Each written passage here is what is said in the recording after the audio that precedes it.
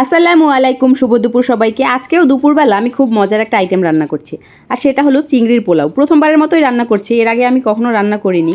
তো এখানে আমি তেলের মধ্যে পেঁয়াজটা ভেজে নিলাম, তারপর আমি চিংড়িগুলো দিয়ে নিলাম।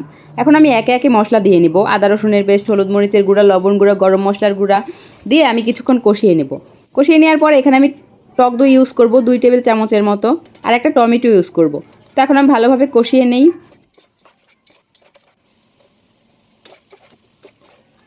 তো আমার কষানোটা হয়ে গেলে আমি এখন চিংড়িগুলো তুলে ফেলবো। চিংড়িগুলো কিন্তু অতক্ষণ সময় রান্না করা যাবে না, তাহলে বেশি কুক হয়ে গেলে বেশি ভালো লাগবে না। তো এই যে এখন আমি চালটা দিয়ে নিলাম, চালটাও ভেজে নিলাম কিছুক্ষণ। তারপরে আমি এখানে কাঁচামরিচ দিয়ে নিলাম। এখন আমি পরিমাণ মতো পানি দিয়ে নিচ্ছি। তো 1 টেবিল চামচ চিনি দিয়ে নিলাম। চিনি দিলে কিন্তু যে কোনো জিনিসের টেস্ট আরও বেড়ে যায়। তো এই যে চিংড়িগুলো দিয়ে দিলাম, আর অল্প একটু গরম মশলার গুঁড়ো দিয়ে নিলাম।